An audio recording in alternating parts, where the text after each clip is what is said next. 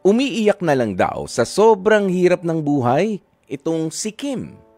Imbis kasi na tulungan at masuportahan naman siya ng kanyang kinakasama, ng kanyang live-in partner, ay ramdam niyang iba ang pagturing ni Benjamin sa kanya.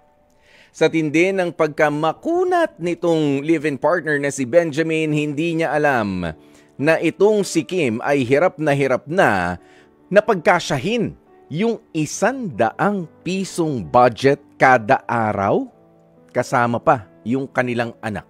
Ha? Saan ba makakarating yung 100 pisong budget, 100 pesos para sa live-in partner, para sa ina at para doon sa anak? Okay?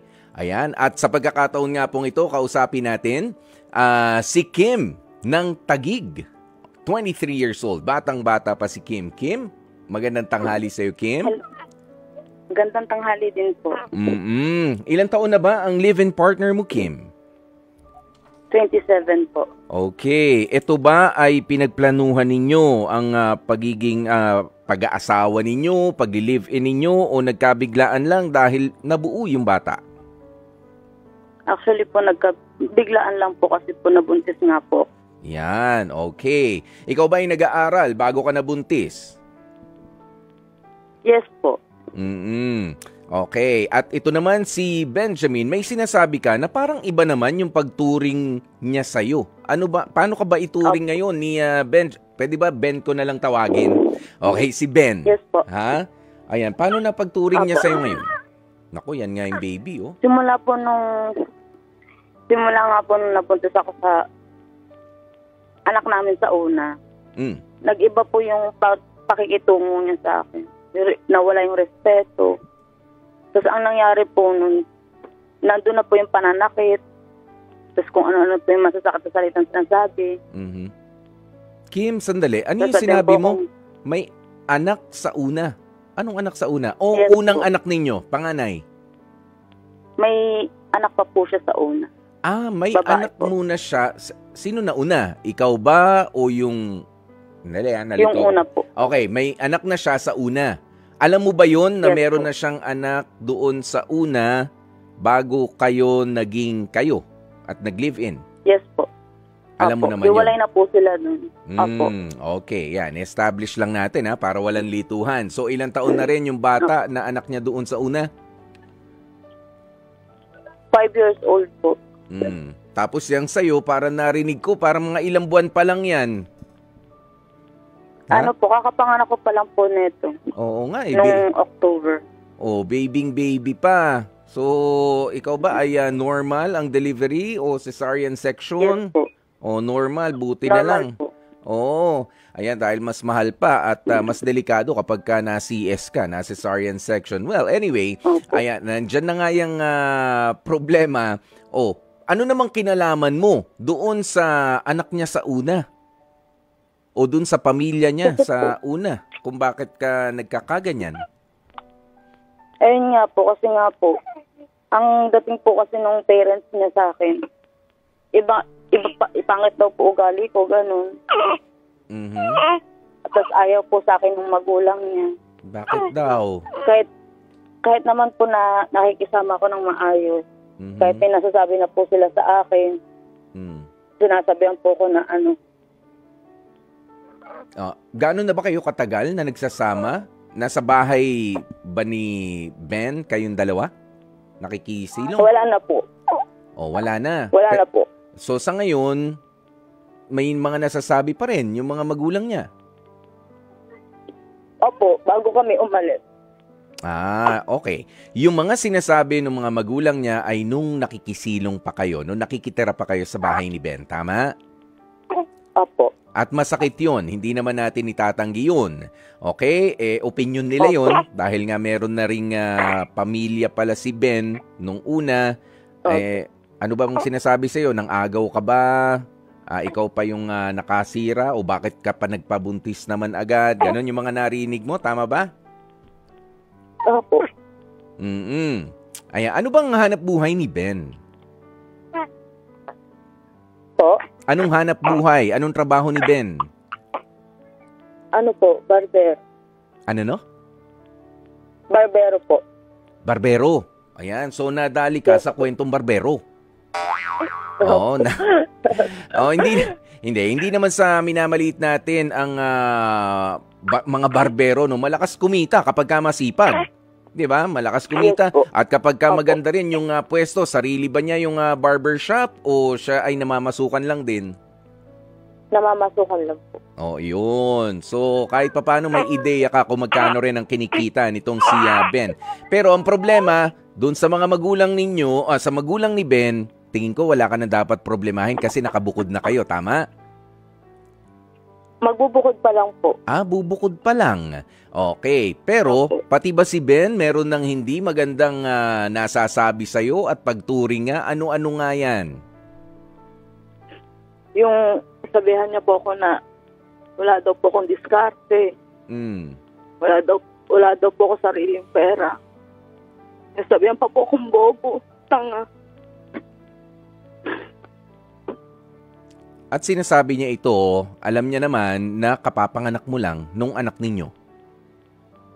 Yes po, simula po nung buntis pa lang po ako sa una namin.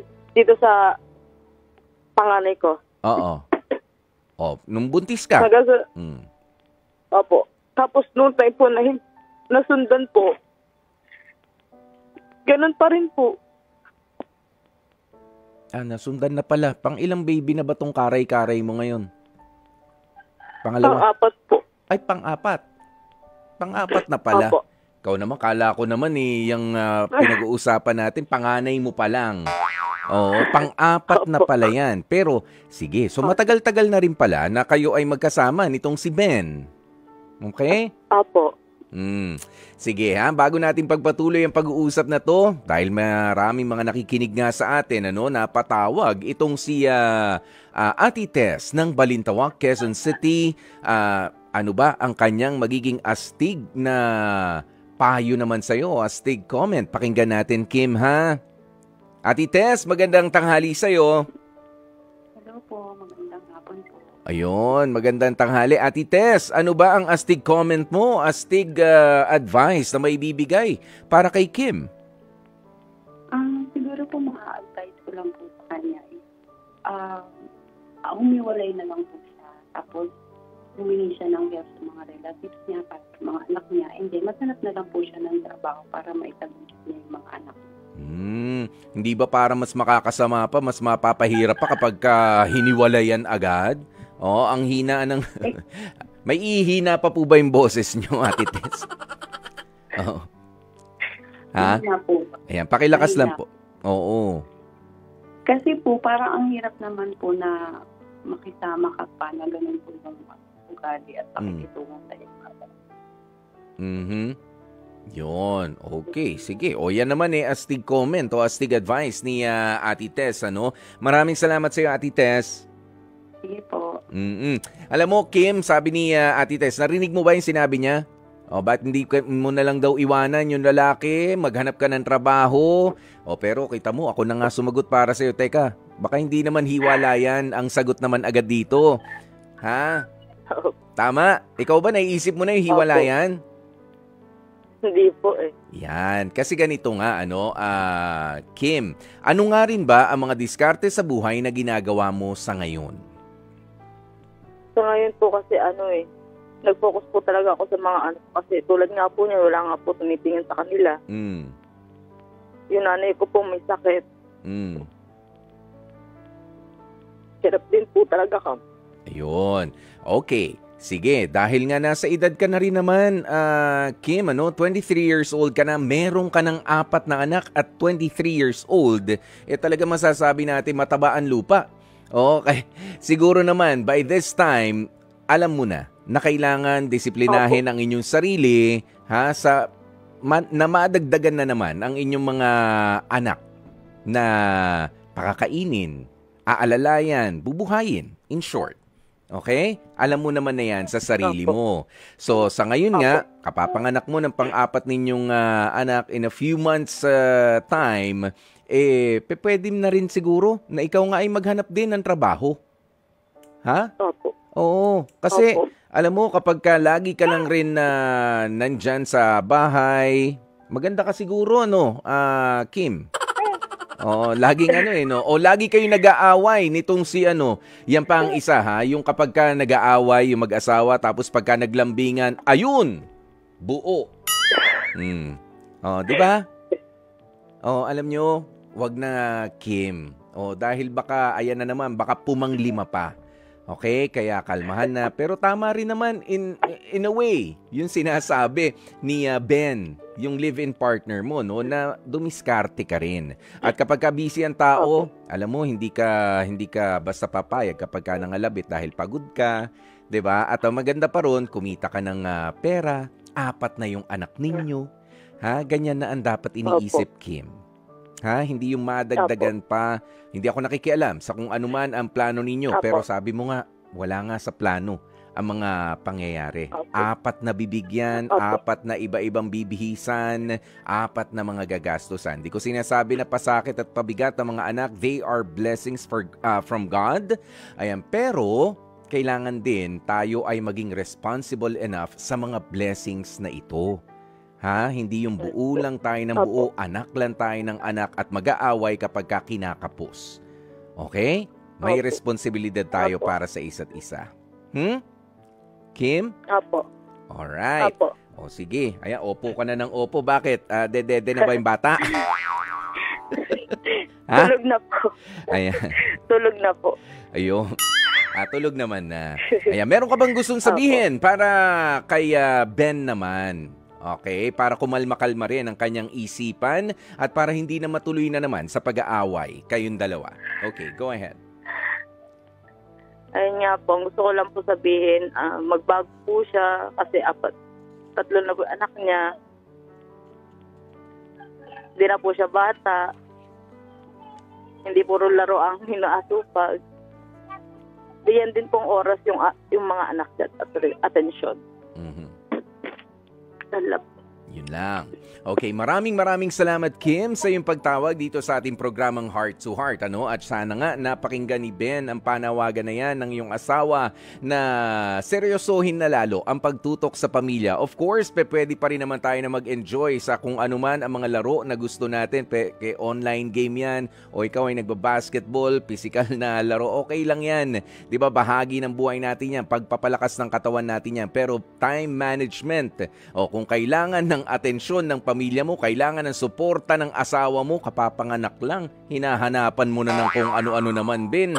Diskarte, trabaho, pera, hinahanap mo sa asawa mo. Hindi pa naghihilom ang sugat niyan, ha? O baka sa labas ng balat, yung nakikita natin, naghilom na, pero yung sa loob, teka, hindi pa naman. Plus, dapat teamwork talaga sa pag-aasawa. Okay? Hindi lang yung puro saya, hindi lang yung nakakain tayo, okay na. Kailangan meron tayong plano para sa kinabukasan.